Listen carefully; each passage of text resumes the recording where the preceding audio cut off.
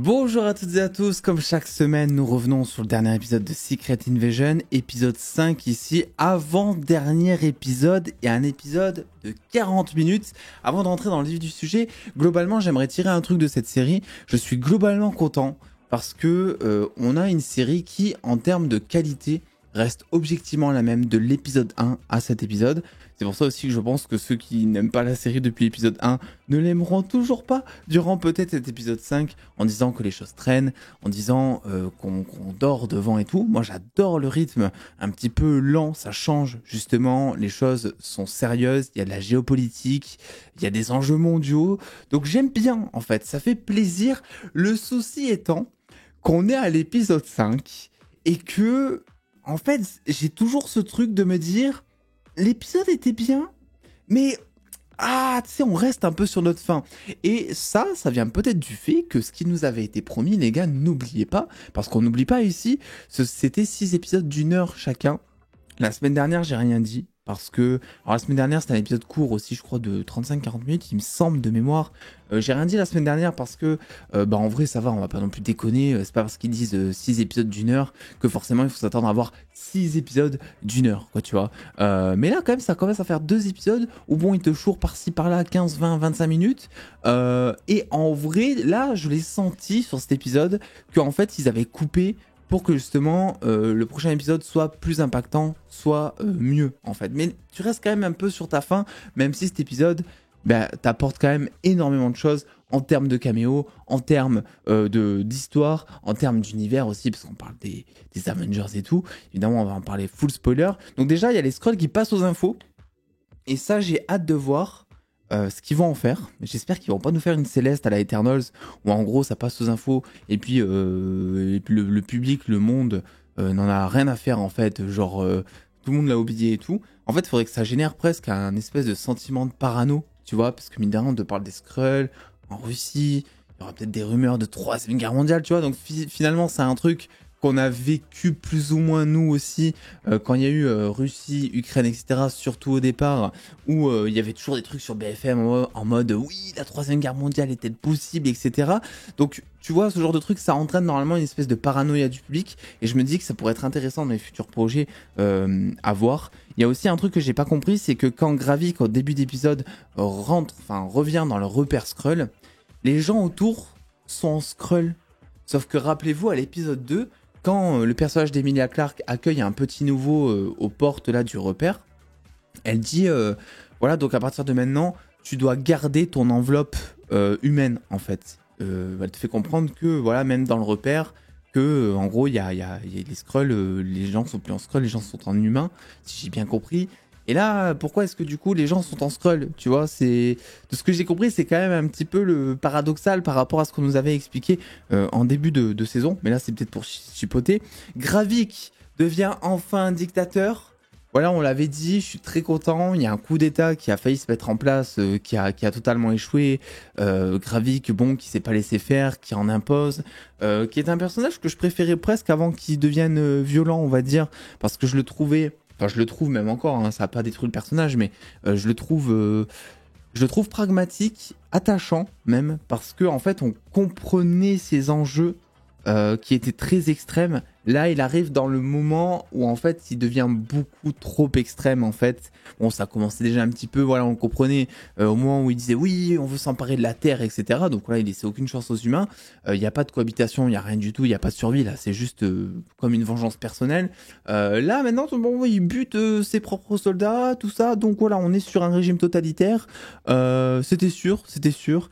Et j'ai hâte de voir justement le peuple se retourner, puisque je pense que le peuple Skrull en fait va aider Nick Fury et la bande à justement contrer Gravik, contrer ses plans.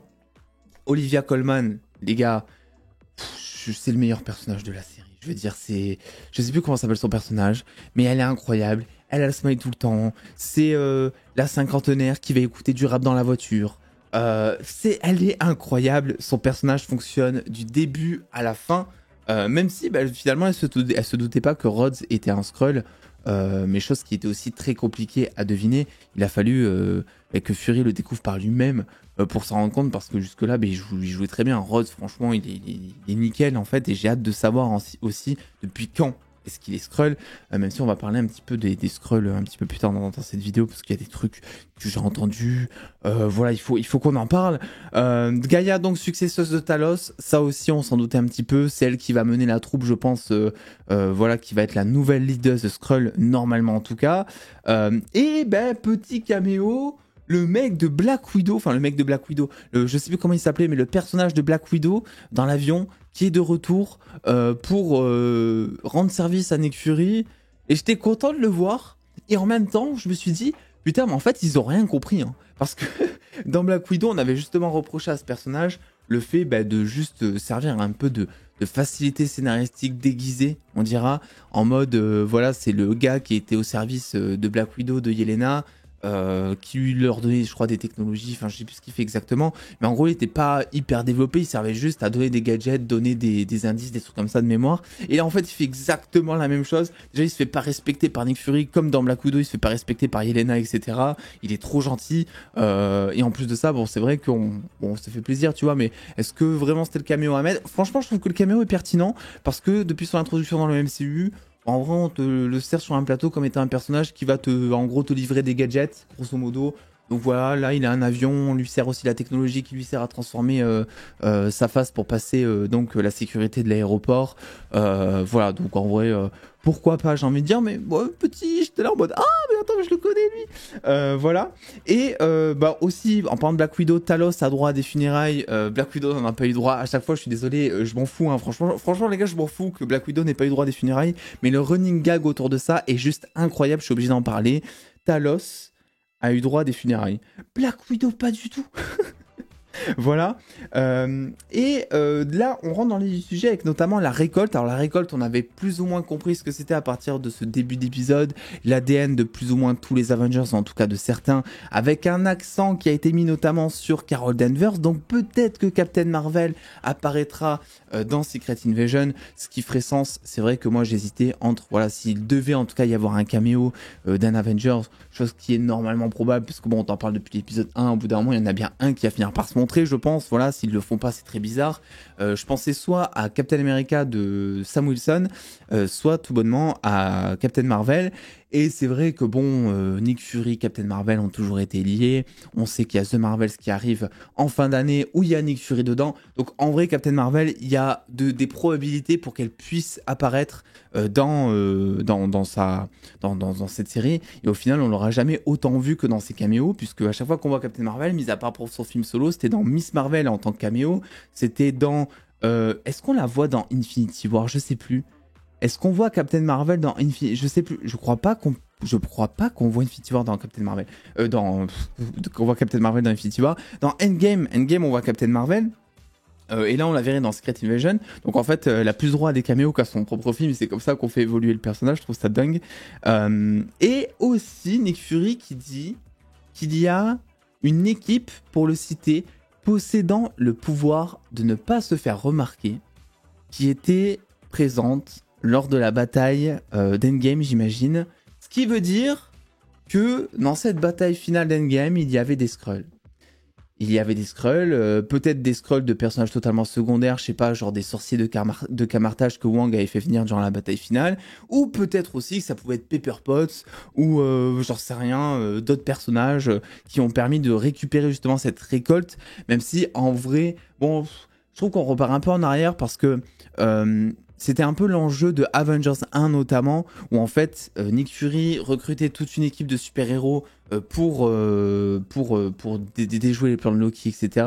Et on voyait derrière que finalement, en fait ce qu'il voulait c'était utiliser le Tesseract en guise d'arme et tout, donc il y avait toujours un espèce d'objectif caché, on dira, et normalement le temps aurait dû apprendre au Shield et à Nick Fury que justement c'est juste mal de faire ça et que ça apporte beaucoup plus de problèmes qu'autre chose. On s'en est tous rendu compte nous au travers du MCU, donc c'est pour ça que je trouve ça peut-être un peu bizarre le fait qu'ils disent ouais, on a envoyé une équipe pour aller récupérer l'ADN des Avengers. En plus, derrière, c'est même pas tant justifié que ça, dans le sens où, tu vois, ils auraient pu te dire, alors oui, on est allé récupérer, je sais pas, le sang des Avengers, parce que voilà, si jamais ils sont blessés, vu qu'ils ont un sang particulier, comme ça, on peut produire de manière synthétique leur sang grâce à l'ADN qu'on a récolté et on peut les aider, on peut les soigner. Là, il te dit juste, on a récupéré l'ADN et ça te laisse sous-entendre un petit peu qu'en gros, ils voulaient reproduire l'ADN de certains Avengers pour créer des armées, pour créer des armes, quoi. Donc finalement, alors que le Shield dans le MCU avait disparu depuis longtemps,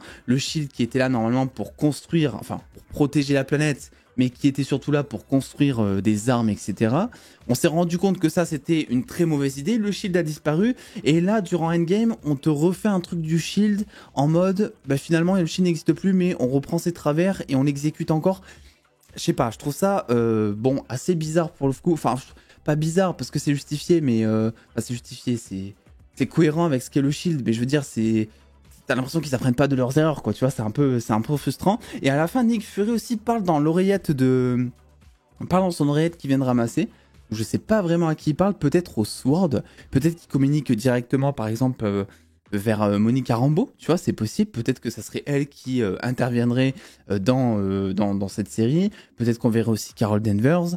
En tout cas, j'ai hâte de savoir ce qui va se passer. On apprend aussi que Nick Fury a caché son... Enfin, il a des pierres tombales un peu partout dans le monde, avec des trucs cachés par-ci par-là. Et ça, j'ai adoré, parce que c'est vraiment l'ADN du personnage, pour le coup, d'être parano, d'avoir des plans B à ses propres plans B, justement. Enfin, voilà, c'est vraiment lui. Donc, Nick Fury, là-dessus, il n'y a rien à dire. Ils ont vraiment respecté le personnage. On a vraiment l'ambiance Shield, on a vraiment l'ambiance gadget, alors que pourtant, le Shield n'existe plus, et que Nick Fury est débarrassé, en fait, de toute organisation. Il fait plus partie du Shield.